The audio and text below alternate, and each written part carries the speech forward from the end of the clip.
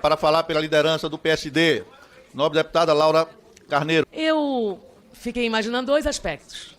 Eu quero começar pelo aspecto constitucional. Nós estamos na Comissão de Justiça. Portanto, é nosso dever pensar na juridicidade e na constitucionalidade da matéria. Quanto à juridicidade, senhor presidente, os artigos 10º, combinado com o artigo 12º, combinado com o artigo 5º, inciso 3º, do Código de Ética, já determinam que esta pena é uma pena excessiva. Mas vamos à constitucionalidade. Se abrimos o artigo 5º, inciso 54 e 55, eles dão à doutrina brasileira uma visão do que estamos fazendo hoje aqui. E eu vou ler o que disse professor de Direito Penal, ex-deputado desta casa, Luiz Flávio Gomes. Ele ensina: toda intervenção penal, na medida que implica uma restrição a um direito fundamental, destacando-se o direito à liberdade de locomoção, só se justifica se a necessária, isto é, toda medida restritiva de direito deve ser a menos onerosa possível. A pena de prisão, do mesmo modo, só pode ter incidência se absolutamente necessária, sempre que possível deve ser substituída por outra sanção. A pena de prisão para um parlamentar é a sua cassação. B. Adequada ou idônea ao fim de que se propõe, o meio tem que ser aptidão para alcançar o fim almejado. E C. Desde que haja proporcionalidade e equilíbrio entre a gravidade da infração e a natureza e intensidade da medida ou da pena combinada e aplicada. Então, isso quem diz não somos nós. Esta é uma análise da Constituição Federal. Nós aqui estamos julgando pela Constituição Federal. Nós aqui estamos dando a constitucionalidade, a juridicidade. Mas queria levantar no mérito 2 pontos. Eu queria lembrar um homem que eu tenho certeza que todos aqui respeitam. O senador Nelson Carneiro. Alguém se lembra desse homem? Obrigada. Esse homem fez a lei do divórcio.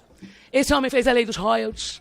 Esse homem transformou a justiça trabalhista brasileira, mas esse homem deu um tiro nesta casa em Sotomayor. Sotomayor era deputado Renildo. Ele deu um tiro. Não foi um empurrão ou um tapa, foi um tiro. E ele foi absolvido. E sabe do que ele foi chamado? Ele foi chamado safado. De negro safado. Naquela época, isso era uma ofensa e parece que agora não é mais. Só que hoje, neste caso, não estavam chamando o parlamentar de safado. Mas muito pior, senhor presidente. Estavam chamando a mãe do parlamentar de safada. Eu fiquei pensando que enquanto a gente estava aqui votando, eu saí para fumar.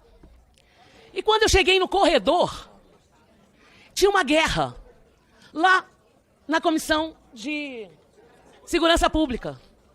O deputado Gilvanda Federal e o deputado Lindbergh, por pouquinho, não se estapearam. Aí eu, que não sou boba, sou mulher, me meti no meio dos dois. E grande. Para quê? Para que um não esbofeteasse o outro. E fiz isso. Deputado Paulo Aze sabe disso. Milhares de vezes no plenário dessa casa. São muitos mandados.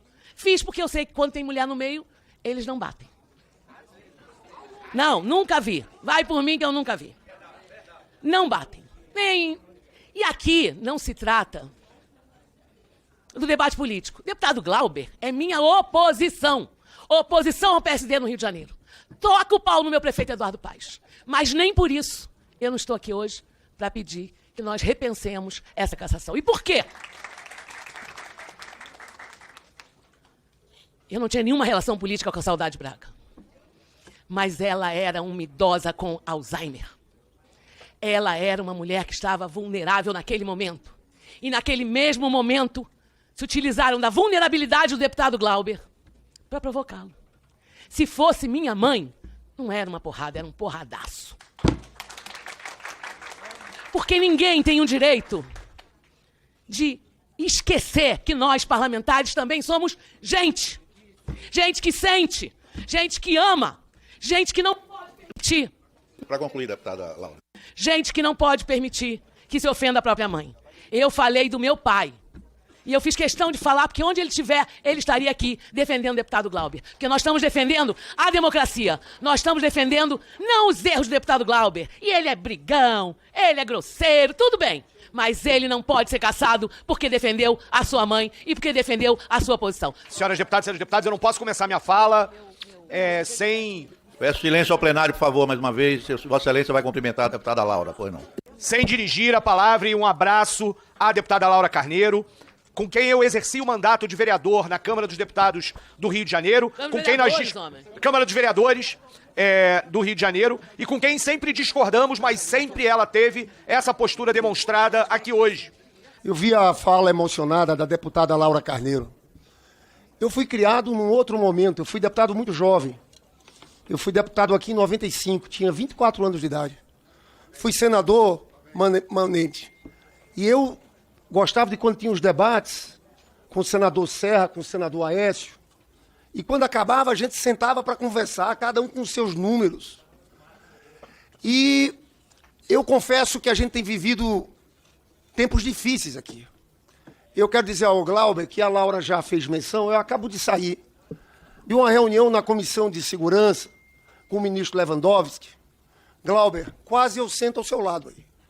Porque eu quero falar para os senhores, eu não agrido, eu não vou no pessoal, eu não faço isso. Eu tenho minhas posições. E às vezes nós discordamos duramente sobre as posições. Agora, hoje eu fui submetido a uma situação aqui por um deputado que recorre, o presidente Pauluazzi. E eu estou falando no calor da emoção. Sabe por que você está falando? Porque até agora, quando você tem uma coisa como essa que eu vivi, passou uma hora, mas ainda não estou recuperado. Porque o sujeito me chamou, presidente, de tudo que o senhor possa imaginar, aqui na minha frente. Todo tipo de coisa. O senhor não tem noção. Eu quero não falar isso aqui agora, mas o senhor não tem noção. Sabe, quando é presidente, você fica ali numa situação de desequilíbrio naquele momento. E eu vi na hora, eu lembrei de ti, Glauber. Porque minha reação na hora, e ele ficou com a cara aqui na minha frente. Aí na hora me veio uma luz, que com certeza foi de Deus. Ele quer que você bata. Mas eu fiquei, já é a segunda vez em um mês. Eu fiquei, e eu quero contar aqui, quero falar para cada um do PL. E saibam os senhores que eu não vou fazer isso nunca. De fazer agressões pessoais dessa forma. E eu fiquei por um triz, Glauber. Porque minha reação era aquela. Eu estava vendo o vídeo, quase, presidente. Ia ser um caso que vinha parar aqui. O deputado da Gilvan Federal, que falou comigo, hoje que me agrediu, sabe o que eles fizeram há 15 dias atrás? Ele foi relator de um projeto para tirar a segurança do presidente Lula, na Comissão de Segurança. Mais grave, aprovaram o projeto. E quando aprovou o projeto, ele diz assim, eu quero mais, isso aqui é literal, eu quero mais é que ele morra mesmo, e que andem desarmados, falando segurança. Não quer desarmar o cidadão?